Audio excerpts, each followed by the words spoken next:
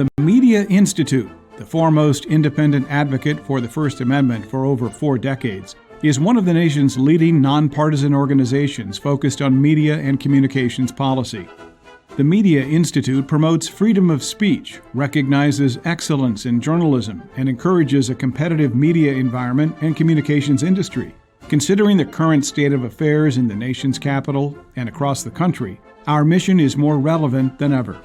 Thanks to our sponsors and supporters at the Platinum level, Beasley Media Group, Charter Communications, Consumer Technology Association, iHeartMedia, LG Electronics USA, Paramount, Tegna, and Verizon. Our gold sponsors include America's public television stations, CTIA, Everything Wireless, Comcast NBC Universal, the National Association of Broadcasters, and NCTA, the Internet and Television Association. Silver sponsors include ATSC, the Advanced Television Systems Committee, Altus USA, Cox Enterprises, Inc., DirecTV, DLA Piper, Fox Corporation, Lerman Center, PLLC, Microsoft, News Media Alliance, T-Mobile, U.S. Telecom, the Broadband Association, Wiley Rhine, LLP, and Wilkinson Barker Nauer, LLP. Thanks to all for making today's event possible. And now the President and CEO of the Media Institute, Rick Kepler.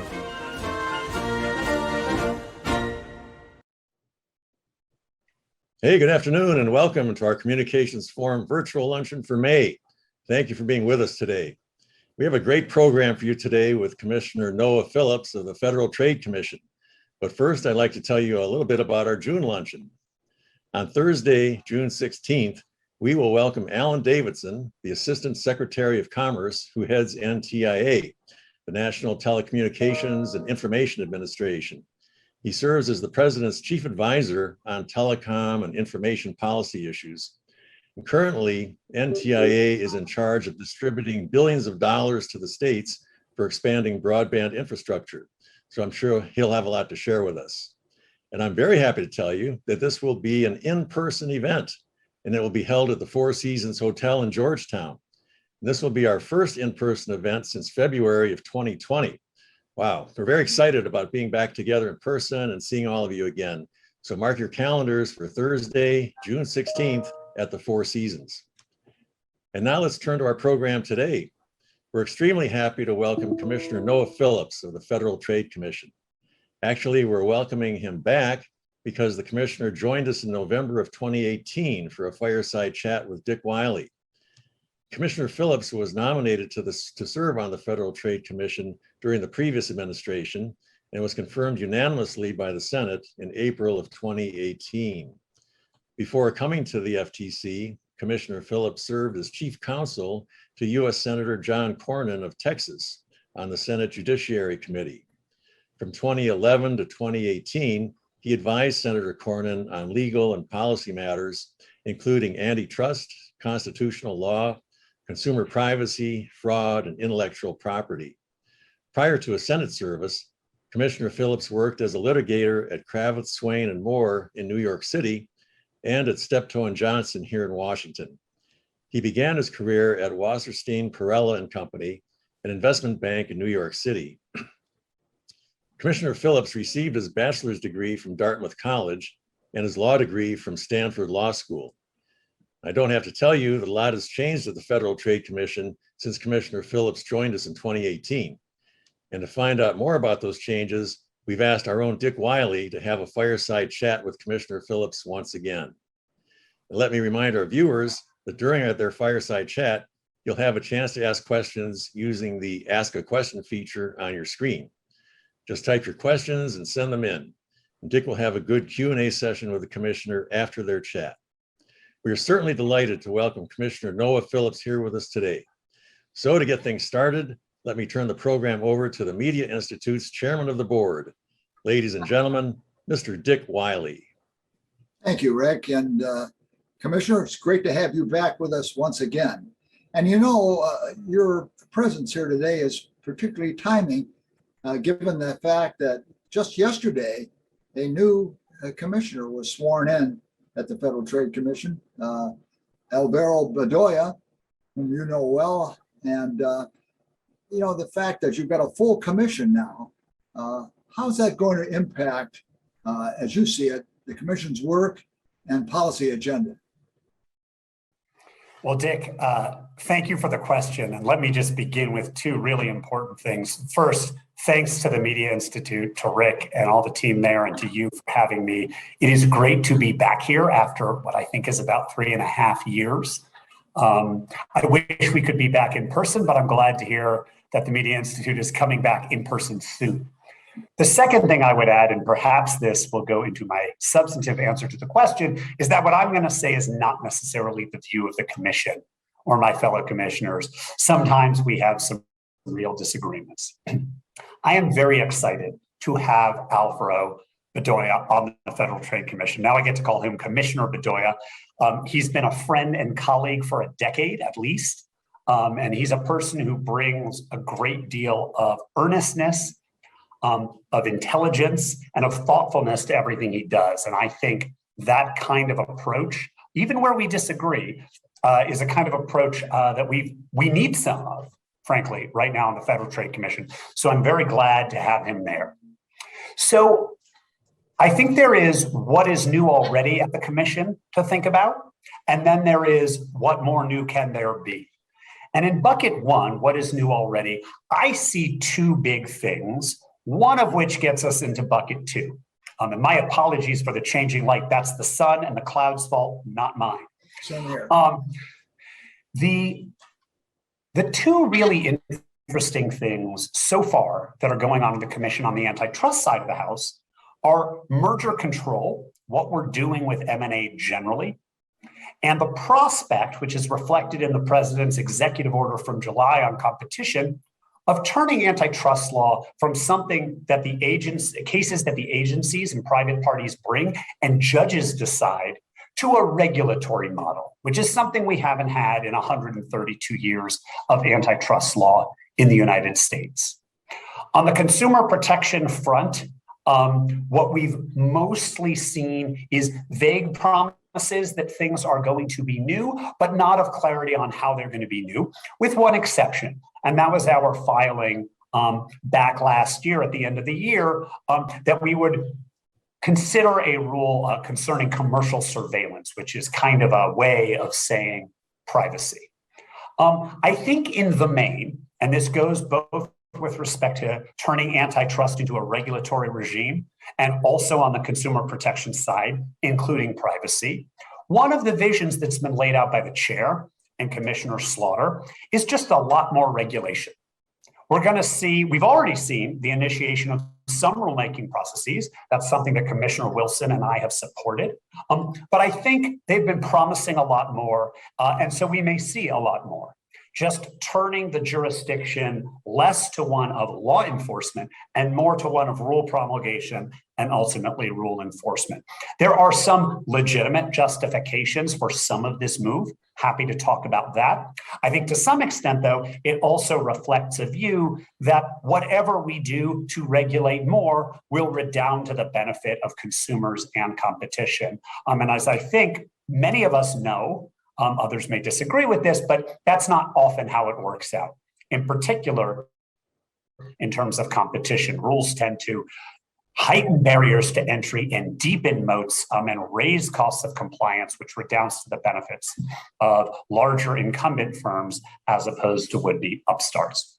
So I think we're going to see more regulation. I think that's thing number one.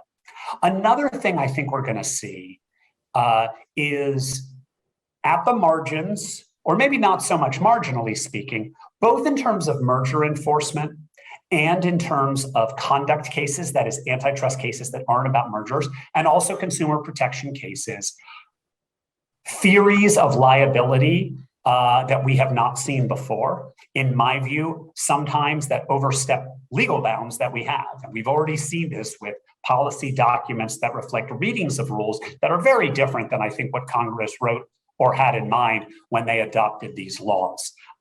There is a desire for more liability in a variety of ways. And I think we are probably going to see that play out in some cases. How many cases? When do we see them? All of that is TBD. But certainly, I think you have in the Democratic majority a view that we need more regulation and more liability across the board. Well, Commissioner, that's an excellent opening. I want to get into some of those questions in more detail. But first, I'd like to ask, one of your colleagues has commented rather extensively, as you know, on a question as she sees it of declining FTC staff morale. What do you think about that? Well, I don't think it's opinion. I think it's fact. We saw recently the publication of the annual Federal Employee Viewpoint Survey results. And the FTC has traditionally done well in pretty much every metric. And you saw the decline on a number of metrics that really speak to the quality of leadership, like what's going on at the agency. I was very chilled to see a dramatic decline in the degree to which staff view leadership as providing honesty and integrity. I think those are really important things. We've definitely also seen a number of very high profile departures, not just the old regime, not just people put in by Republicans, career staff, Democratic appointees. It doesn't look that good from the inside, and I think it doesn't look that good from the outside. And it is my strong hope that a course correction on that is made very, very soon. All right, let's talk a little bit about privacy, one of the issues you raised at the outset. As you know, there's been a push on Capitol Hill for possible federal law on this, but so far no consensus has been reached. What's your view on the need for federal legislation? And if we got it, what provisions would you like to see in it? So let me begin with the caveat that ultimately, when it comes to setting policy of that magnitude, policy involving real trade-offs, for instance, between innovation and protecting privacy. We just saw another study out of Europe about the negative effects of the General Data Protection Regulation from 2018. I think Congress gets to make these calls, and it is Congress that should make these calls. And that's part of why what I've said is I don't think the agency should be doing broad-based privacy rulemaking. This is a question of significance, vast economic importance to the economy. And like all regulations, a privacy rule or several privacy rules for the economy are going to have a big impact. And I think because the impact will be so big, it's Congress that ought to make them. What's interesting to watch in the congressional debate, I think, has been the degree to which there actually seems to be a substantial amount of aligning on substantive liability standards and disagreement on enforcement, right? So people disagree on private right of action. And they disagree on preemption, which isn't strictly speaking enforcement, but it goes to the scheme. My view is we are at a point where we've seen a proliferation of state laws, and it's hard for businesses, and it's also hard for consumers because consumers have difficulty understanding what their rights are and what aren't, what businesses can do with their data and what they can't. And I don't know that they still have the level of understanding that all of us would like in terms of what's happening with data that are gathered about them. And so for all of those reasons, I think Congress should adopt a law. I'm leery of the FTC taking the legislative role or trying to take the legislative role away from Congress, but I do think it's high time for a law. I would add this. One of the things that we've seen a lot from privacy advocates, to some extent, promises from commissioners, a lot of big illusions and claims about what we could do under our statute. And I think it's important that we have a kind of level set of expectations, that the only thing we're allowed to make rules about at the FTC when it comes to consumer protection is practices that are unfair or deceptive under our statute. And there are a lot of things that people don't, or at least some people don't like in the context of privacy that I don't think meet that test. So if in the absence of federal legislation, would you suggest that the FTC does not have authority to issue regulations in the privacy area? Not whether they should. I think we have authority to regulate that which is unfair and deceptive. That's what our statute says. I think there is a lot that people call privacy that probably doesn't meet that test. There is a separate question, a prudential question about even if we have the authority, should we make rules? And that's the point I was making earlier, which is my view is that these rules would be so potentially far-reaching and the record would be such that it really is Congress that ought to be making some of these incredibly consequential decisions. In the last few months, we voted out on a bipartisan basis the beginnings of rulemaking processes for more modest things, like a rule against impersonating the government or other businesses, a rule regarding earnings claims, don't lie about them. Those are much more tiny nibbles around the edges of business conduct. When people talk about privacy, or even more broadly, what we saw in the regulatory filing, commercial surveillance, whatever that means, I think we're talking about a class of business conduct that is so broad and frankly, so endemic to the economy. And so the results would be, and the trade-offs would be so big, I really think, prudentially speaking, even where it is within our statute, we should leave a lot of this to Congress. You think the commission has the necessary tools that it needs in the privacy area, for example, the authority to seek disgorgement of ill-gotten gains in Section 5 cases? I think Supreme Court has rejected that in the past. Yeah, so we recently had a case, the AMG case, where the court looked at Section 13B of our statute, which we were using to get equitable money. That includes both damages, but also the disgorgement of ill-gotten gains. And the court looked at the statute in 9-0. It says, no, you don't. Right? That's not what the statute says. And in fairness to the agency, I think about 8 different appellate courts had over the decades said that we did. That does change the state of play. My view is the biggest thing we've lost is the ability to get back money for people who've been harmed. And as Congress thinks about whether to amend our statute, I think they should, but I do think they should consider guardrails. And one of those guardrails I really think is that we focus on the concept of harm. I mean, the funny thing about ill-gotten gains, which you mentioned, which are under Supreme Court precedent, a kind of penalty. And I don't think a penalty works with 13B. For reasons I'm happy to elaborate. But one of the things about ill-gotten gains is the numbers tend to be bigger in cases where people are harmed less because the company may make more. Whereas in fraud cases where there's real theft, it's the harm numbers that are larger. And the most important thing to me is to get back for people the amount of money that has been taken from them. In the absence of a federal law, are you concerned about a possible patchwork of state privacy laws developing? As you know, on January 1 of next year, we're going to see no less than 5 state laws in action. Yeah, I'm very concerned about it. I think it is hard for businesses to plan, and I think it's hard for consumers to try to understand what their rights are, what businesses can do and what they can't. And when you're talking about privacy, which is very much interstate, my view is that one of the issues that we face is a feeling that people have that they don't have control over their data. They don't know what's going on. Having a patchwork of laws doesn't help with that. Having a standard, a national standard, I think actually would. So I think this is pro-consumer. I think it's pro-business. And that's one of the major justifications, I think, for having a federal law. You mentioned antitrust and competition law as other major focuses of the FTC. As you know, the Antitrust Division of the Department of Justice and the Federal Trade Commission are now considering possible revisions to the merger guidelines. What's your view of that in principle? So I think the principle is very sound. We last put out horizontal merger guidelines in 2010. There were brief vertical merger guidelines at the end of the Trump administration. That was one of the first things the Democratic majority at the FTC ditched.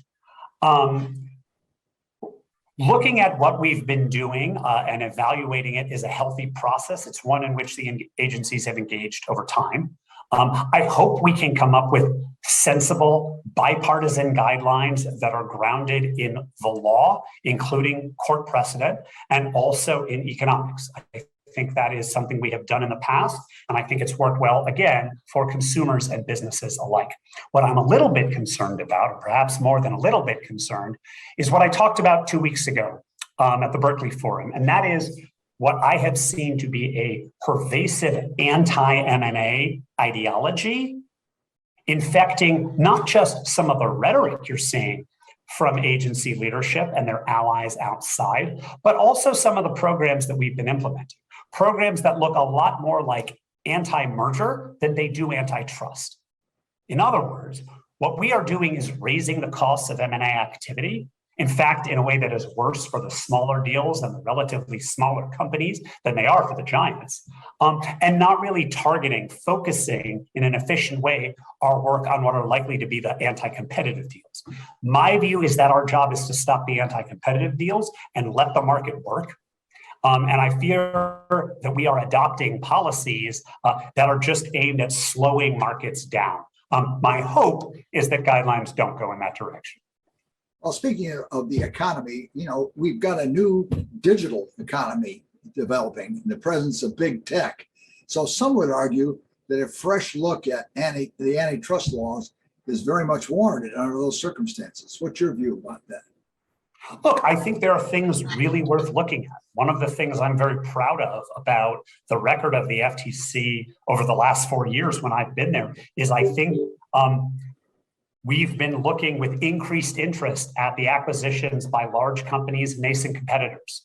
We've brought at least 4 enforcement actions off the top of my head, but it may be more at FTC. DOJ has brought some as well. So I think there are definitely areas at which we should look. Do we need to rewrite antitrust law entirely because of 4 or 5 companies? I don't think that's right. And I think when we consider how to look at law, the important thing shouldn't be what is the impact on some companies. The important thing should be what is the impact on consumers. If companies are winning by providing consumers what they want, that's consistent with competition, and it's generally a good thing. And I would add the following.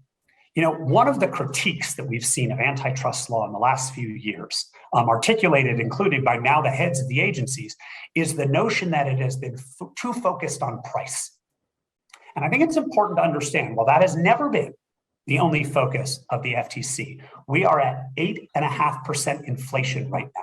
And yes, the digital giants are big companies, but right now, if you look at surveys, the thing Americans care about more than anything is keeping prices low. So I am very concerned about proposals that we have seen written down, including in the House antitrust report from last year, that we should bring back enforcement of laws that we know raise prices. This is not the time to look away from price theory. This is not a time to put the interests of certain companies or politicians ahead of consumers. We need to continue to guard like a hawk against conduct and against laws that have the effect of raising prices for consumers.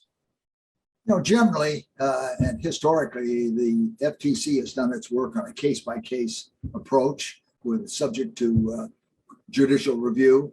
But you've mentioned now that maybe a new focus is coming of regulation and rulemaking, and you've expressed some concerns about that. But just to play the devil's advocate, couldn't it be argued that rules of general applicability would better help the industry and the public at large to understand the rules of the game and what's appropriate behavior and appropriate practices? Sure, right. One of the natures of rules is that it's announced and you know what it is. And to be clear, even judge-made antitrust law has rules. I think the biggest thing to keep in mind, though, is that some of the rules that folks are proposing and some of the things that courts have rejected as rules over the course of the last few decades are conduct that wasn't necessarily bad.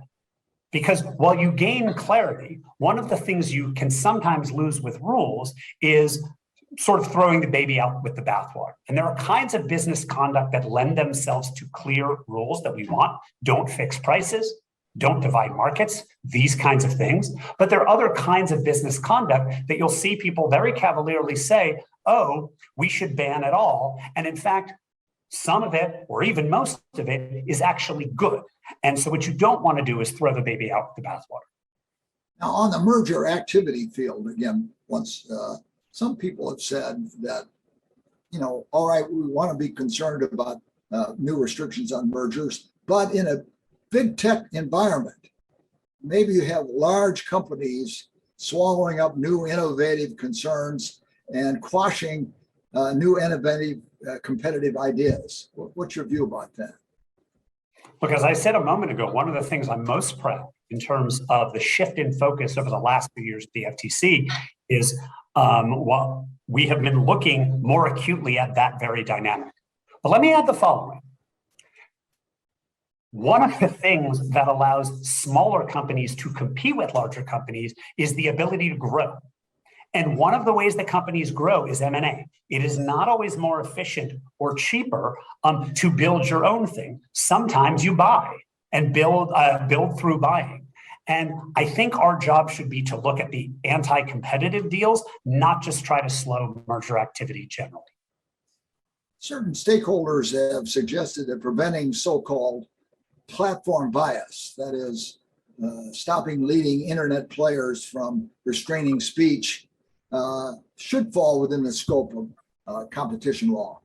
What do you say to that?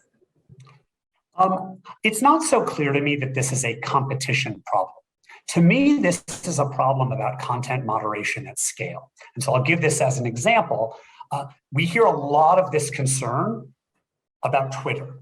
It's very hard to look at the world and think that Twitter is a monopoly. Usually when people talk about big tech, they're not including Twitter.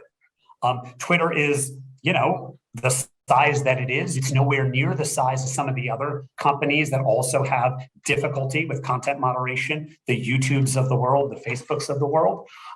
The issue has to do with content at scale. Part of the thing I think that we face is we don't have social agreement on what we want, right? I hear one side talking about how they want to have less speech. I hear another side, I'm a little more sympathetic to this, talking about how we need more speech. People have different tastes. And so it's not clear to me that what you're seeing here in terms of the problematics of content moderation at scale, which are real problematics, right? This is a difficult social problem, but it's not clear that it stems from a lack of competition. It seems to inhere in the nature of publishing out loud for anyone to hear what lots of people have to say. You think the FTC will have any role in the Section 230 debate? We'll see. That's not our statute. It's part of the Federal Communications Act, Communications and Decency Act. 230 does have an impact on what we do, right? Because it prevents certain kinds of civil lawsuits, which includes the lawsuits that we might bring. But at core, the degree to which we interact with 230 is less than some other folks. Given the development of a digital economy as opposed to a manufacturing economy, is the consumer welfare standard under pressure? Can you tell us a little about that standard and what your view is on the question I've asked? Sure. I think it's under a lot of political pressure because it's been associated with what some view as lax antitrust enforcement over time. To me, the critical point about the consumer welfare standard is part of what I was talking about before, which is examining business conduct in terms of its impact on consumers with particular attention to price. Not exclusive attention to price, but particular attention to price. And that to me means two really big things right now. One is there is a tendency in antitrust sometimes to listen to the loudest voices, even if they are not the majority. And so companies will seek advantage by aiming the agencies at one another. That's not always good for competition. And the second point, and I cannot make this point enough, we are at 8.5% inflation.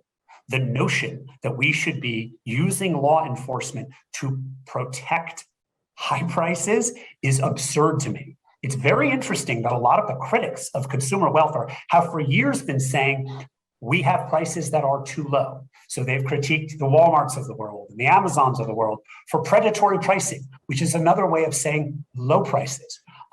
I think we need to have our eye on high prices. I think that it was always important to people, but I think it is particularly important and particularly to the poorest people at a time of 8.5% inflation. We've got a question from the audience, which says the following. You suggest leaving privacy to Congress to legislate. They agree. But given recent perspectives, do you believe current FTC will stay within that statutory or any statutory structure? I mean, this worries me a lot, is the short answer to the question. And I think it worries me for two big reasons. Reason number one, what we have seen, in my view, in terms of our approach to Section 19 after the AMG case, in terms of our approach to ROSCA, the Restoring Online Shoppers Confidence Act, in terms of our approach to the health breach notification rule, in case after case after case, I think we've been overstepping the bounds we have. So that's thing number one. Thing number two, I think we've seen rhetoric and insinuated promises of what we can do with privacy rulemaking that clearly, to my mind, go outside the bounds of either unfairness or deception, which is where we have to be when it comes to consumer protection rulemaking. So the combination of those factors, the willingness to step outside our authority in a series of more narrowly delineated areas, and also the suggestion that we can do basically anything we want with data about people through a privacy rulemaking, that's not true. Lead me to the conclusion that there will be a very strong instinct to overstep in that way. As I hear your talk, it appears to me that the public may expect to see a number of 3-2 votes in the future at the Federal Trade Commission. Is that a fair assessment? Look, perhaps, I think in all probability, yes. Different commissioners have different positions on many different things, but I think at the margins there will be issues, and some have been laid out already. Like what I mentioned before with antitrust rulemaking, Commissioner Wilson and I have both been vocal in our view that we don't have the authority to do it. I don't know where Commissioner Bedoya will be, but certainly the chair and Commissioner Slaughter have argued that we do. So I think in certain areas that is something we may see. How often and on what issues is to be determined. I think we have any other questions from the audience? Well, I think it's Rick, go ahead. Well, thank you, Dick. Well, I think you two have covered so much ground here. I think you've answered all the questions the audience might have had. So thank you both for a fantastic presentation here. Dick, thank you for your very insightful questions. You really covered the waterfront and gave Commissioner Phillips a chance to elaborate on a lot of these very important areas. So I want to thank you, Commissioner Phillips, for being with us today. That was just terrific and great to hear your perspective on these issues and how things have changed since you were with us last in 2018 and what you see as the future. Sounds like you see some opportunities and yet maybe some clouds on the horizon that will have to be dealt with. And we look forward to seeing how that all plays out. And we thank you and your colleagues for your leadership there. So again, thank you, Commissioner. Thank you, Dick, for leading us in this discussion today. And thank you to all of our outstanding luncheon sponsors. And special thanks to Dave Arlen and his team at Arlen Communications for producing today's event. And thank you especially to our audience. Thank you for being with us today and joining us for this great discussion. And we'll see you in person. Remember that, in person at the Four Seasons Hotel with Alan Davidson on June 16th. So have a great day and we'll see you next month. Thank you. Thanks, everybody. Thank you to our guest speaker today. Thank you to the Navy Band, and a big thank you again to our sponsors. We'll see you next month.